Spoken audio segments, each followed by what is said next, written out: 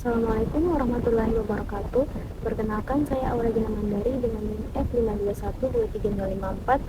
Saya perwakilan dari kelompok 4. Di sini kami akan mempresentasikan hasil kerja kelompok kami, yaitu audit sistem informasi pada aplikasi Sango Palu.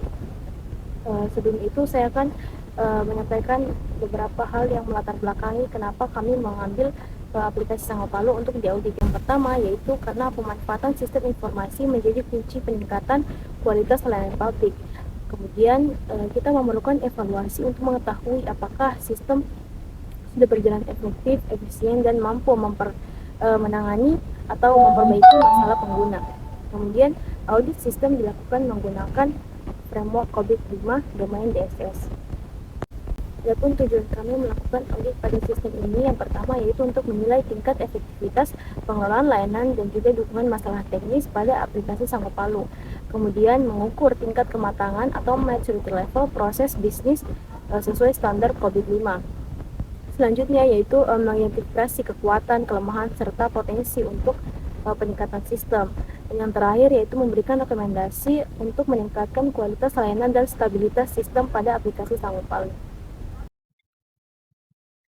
Oke, apa sih itu Sango Palu? Jadi Sango Palu ini dia itu merupakan sistem informasi aplikasi yang ada di Kota Palu. Gunanya untuk yang pertama menyediakan berita terkini dan informasi kepada masyarakat. Yang kedua memberikan akses cepat ke kontak layanan darurat seperti PMI, polisi ataupun damkar. Yang ketiga mendukung kegiatan administrasi kelurahan. Yang terakhir mempercepat penyebaran informasi publik di Kota Palu sendiri. Oke baik, di sini saya akan melanjutkan penjelasan teman saya. Di sini saya akan menjelaskan tentang framework COVID-5, di mana COVID-5 adalah kerangka kerja internasional untuk tata kelola dan manajemen TI, di mana fokus pada pencapaian nilai bisnis melalui keseimbangan manfaat, risiko, dan penggunaan sumber daya. COVID-5 sendiri terdiri dari 5 prinsip utama dan 37 proses tata kelola TI. Dalam penelitian ini fokus diarahkan pada domain DSS atau Delivery, Service, and Support. Oke, domain DSS terdiri dari 6 proses, mulai dari DSS 01 sampai DSS 06. DSS 01 yaitu mengelola operasional harian TI, DSS 02 menangani permintaan dan insiden, DSS 03 mengelola akar masalah, DSS 04 menjaga keberlangsungan layanan, DSS 05 mengelola keamanan TI, DSS 06 mengontrol proses bisnis. Domain DSS sendiri terdiri dari subdomain dan subkontrol. DSS 03 atau manage problem mengidentifikasi akar penyebab masalah untuk mencegah insiden berulang. Di mana subkontrolnya yang pertama yaitu identify and classify problem. Subkontrol kedua investigate and diagnosis problem. 03 raises known error. DSS 03 subkontrol keempat yaitu resolve and close problem, dan yang kelima yaitu perform proactive problem management.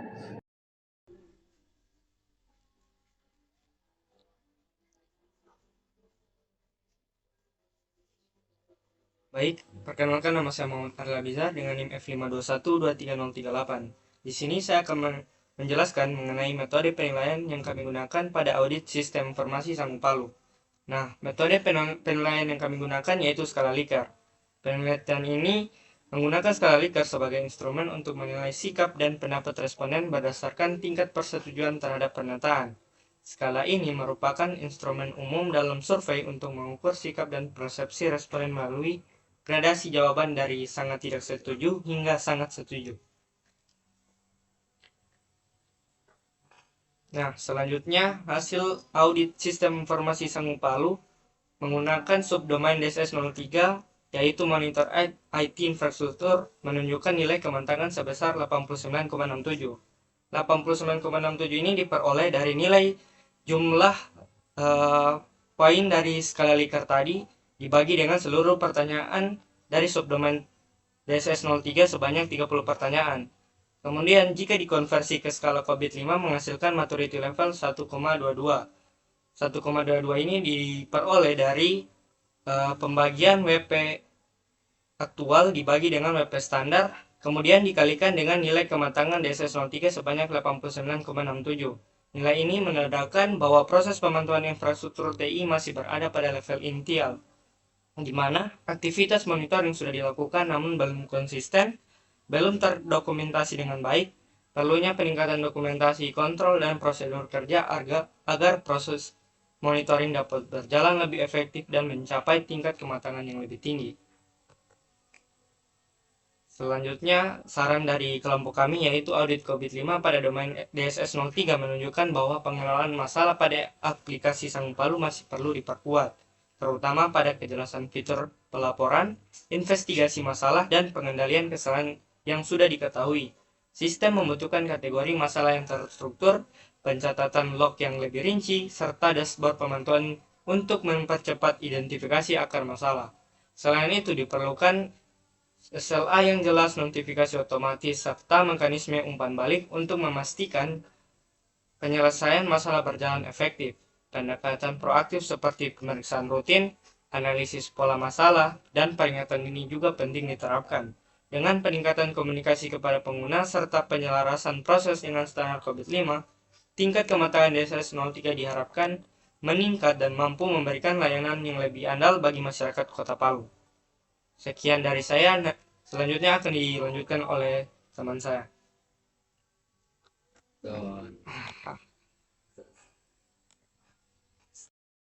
Assalamualaikum warahmatullahi wabarakatuh. Perkenalkan, nama saya Muhammad Al-Ghifar Ramadan dengan NIM F521-23039. Nah, pada kesempatan kali ini saya akan menjelaskan hasil audit sistem informasi yang telah kami audit menggunakan domain DSS pada sistem informasi Sangu Palu. Nah, kami melakukan audit menggunakan survei di mana narasumber yang pertama yaitu Hafiz sebagai mahasiswa telah menjawab survei yang telah kami berikan. Nah, di sini nama kontrol yang kami gunakan itu DSS 03. Nah, di mana yang DSS 03 tersebut berisi proses, praktis, input atau output, dan activity. Nah, di sini yang pertama ada subkontrol DSS 03.01, yaitu Identify and Classify Problems. Nah, tujuan dari audit ini adalah mengidentifikasi dan mengklasifikasikan masalah beserta akar penyebabnya, lalu memberikan solusi tepat waktu untuk mencegah insiden berulang. Nah, selain itu, nama kontrol ini juga memberikan rekomendasi untuk perbaikan. Nah, di sini di subkontrol DSS 03.01, Hafiz menjawab pertanyaan dari 1 sampai dengan 5, yaitu dengan tingkat persetujuan yang soal pertama yaitu 3, soal kedua yaitu 4, soal ketiga yaitu 3, soal keempat yang yaitu 3, dan soal kelima yaitu 2. Dan di subkontrol DSS 03.02 yaitu Investigate and Diagnose Problem, di pertanyaan pertama Hafiz menjawab tingkat persetujuan dengan angka 3, di soal kedua Hafiz menjawab dengan angka 4, dan pertanyaan ketiga Hafiz menjawab angka 5, di pertanyaan keempat Hafiz menjawab dengan angka 3, dan di pertanyaan kelima Hafiz menjawab dengan angka 5. Di sini ada subkontrol yang lain yaitu DSS 03.03 yaitu Raise Known Error, dan DSS 03.04 yaitu Resolve and Close Problem, dan yang terakhir ada DSS 03.05 yaitu Perform Proactive Problem Management. Oke, langsung saja untuk perhitungannya di sini.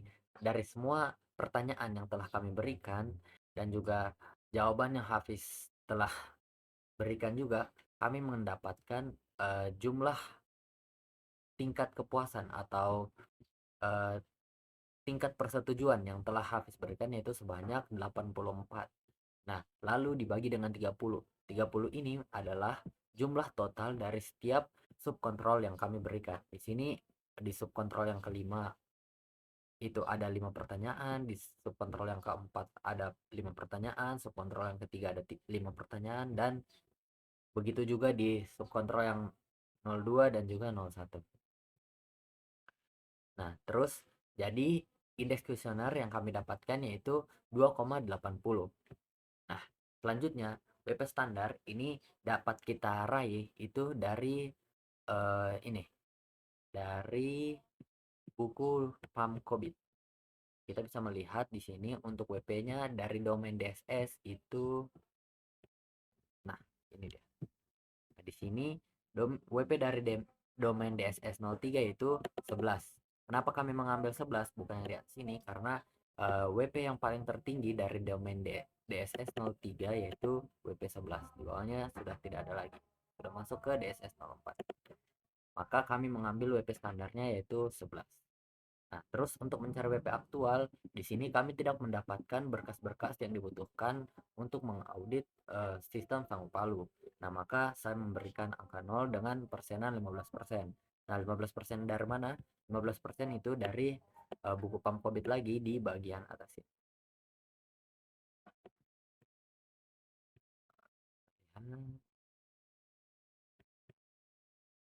Nah, di sini, di rating skala. Di sini kita bisa melihat untuk nilai N yaitu dari 0 sampai 15%, dan P itu 15 sampai 50%, yang L itu 50 sampai 85%, dan F itu lebih dari 85% sampai dengan 100%. Nah, dari sini karena kami tidak memiliki berkas sama sekali terkait dengan sistem Sanggup Palu, maka kami mengambil yang paling atas itu 15%. Terus untuk maturity index, cara menghitungnya yaitu nilai WP aktual tadi itu 15% dibagi dengan 11 atau WP standarnya. Lalu dikalikan dengan indeks kuesionernya. Nah, setelah itu, setelah WP standar dan WP aktual dibagi dengan WP standar, hasilnya akan dikalikan dengan indeks kuesioner, lalu mendapat hasil maturity index yaitu sebanyak 0,04. Nah, begitu juga dengan narasumber-narasumber lainnya. Untuk perhitungannya sama seperti itu. Jadi 30 ini berdasarkan soal dari kuesioner yang sudah kami berikan. WP standarnya ini berasal dari buku ini. Lalu WP aktualnya itu kami mengambil 15% karena kami tidak memiliki bukti terkait dengan sistem tersebut. Oke, sekian dari saya. Selanjutnya akan dijelaskan oleh teman saya. Berdasarkan hasil pemaparan dari kelompok kami, dapat saya simpulkan bahwa tingkat kematangan pada sistem aplikasi Sanggup Palu itu masih pada level rendah. Audit yang melibatkan 30 responden menggunakan kuesioner skala Likert pada 5 subdomain DSS 03 menunjukkan rata-rata maturity index hanya 0,03 sampai 0,06. Temuan utama meliputi kurangnya fitur pelaporan masalah yang jelas, kemudian lemahnya notifikasi status penanganan, minimnya komunikasi terkait gangguan sistem, serta belum optimalnya manajemen masalah preventif. Meskipun nilai kuesioner bervariasi antara 1,93 hingga 4,17, namun pengguna secara umum masih mengalami kesulitan dalam mengidentifikasi, melaporkan, dan memperoleh penyelesaian masalah. Kondisi ini menegaskan perlunya perbaikan menyeluruh pada tata kelola TI aplikasi Sanggup Palu agar layanan informasi pada masyarakat Kota Palu dapat berjalan lebih efektif, efisien, dan sesuai dengan standar organisasi. Mungkin itu saja presentasi dari kelompok kami. Lebih dan kurangnya mohon maaf. Wassalamualaikum warahmatullahi wabarakatuh.